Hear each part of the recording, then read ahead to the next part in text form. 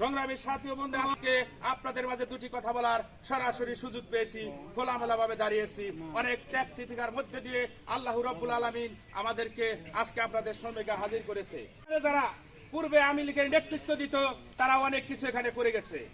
আমরা যারা এই চাঁদপুরে বসবাস করি, আমরা যারা বিএনপি করি, একটা লোক বিএনপির মিছিলে গেলে যার কাছে যাওয়া পারছে তার কাছে যা তারা রাত্রে হামলা চালাইতো, টাকা নিত, মদ গাঁজা দিয়ে ধরা দিবে, মামলা দিবে, হামলা দিবে, ঠ্যাং ভাঙবে বলে তারা অনেক অত্যাচার করছে।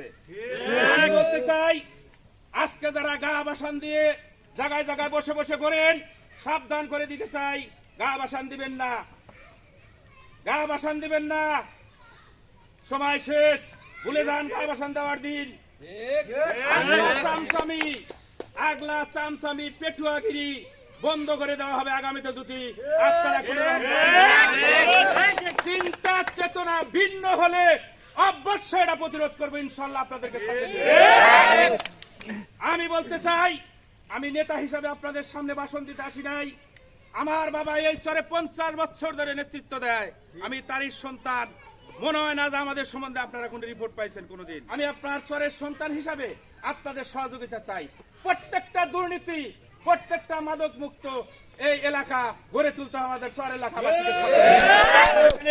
তাস খেলা, জুয়া খেলা, কি খেলা, নেশাদ্রব্য বিক্রয় এগুলা হইতো।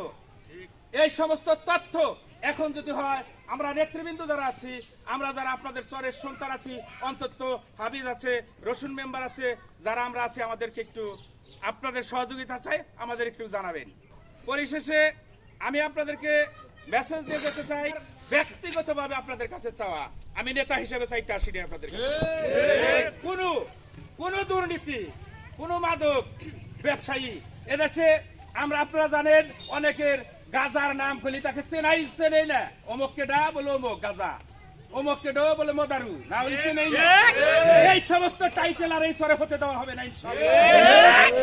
পরিশেষে যে উদ্দেশ্যে আজকে আপনাদের সম্মুখে দাঁড়িয়েছি, আগামী 21শে সেপ্টেম্বর রোজ শনিবার এনায়েতপুর ইসলামিয়া উচ্চ বিদ্যালয় মাঠ প্রাঙ্গণে শহীদ ভাইদের স্মরণে এক ঐতিহাসিক স্মরণ সভার আয়োজন করা হয়েছে।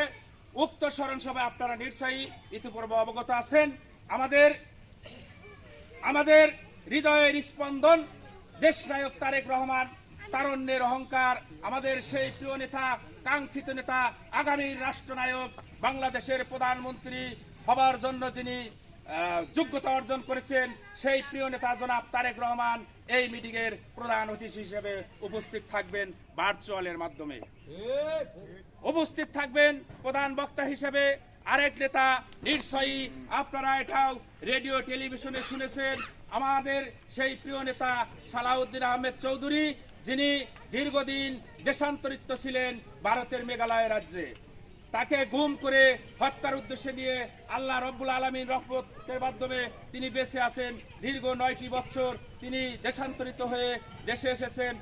আমাদের এই স্মরণ সভায় তিনি থাকবেন, সরাসরি হাজির থাকবেন। তিনি আমাদের এই স্মরণ সভার প্রধান বক্তা।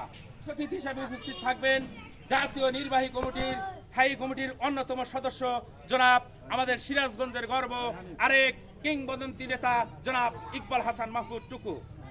আমাদের এই সভায় সভাপতিত্ব করবেন আমাদেরকে যিনি অনুপ্রাণিত জাগিয়ে, আপনারা জানেন, আমার ব্যক্তিগতভাবে আপনারা অনেকেই আমি জানি আলোচনা করছেন, কি দিনের মধ্যে দিয়ে আমি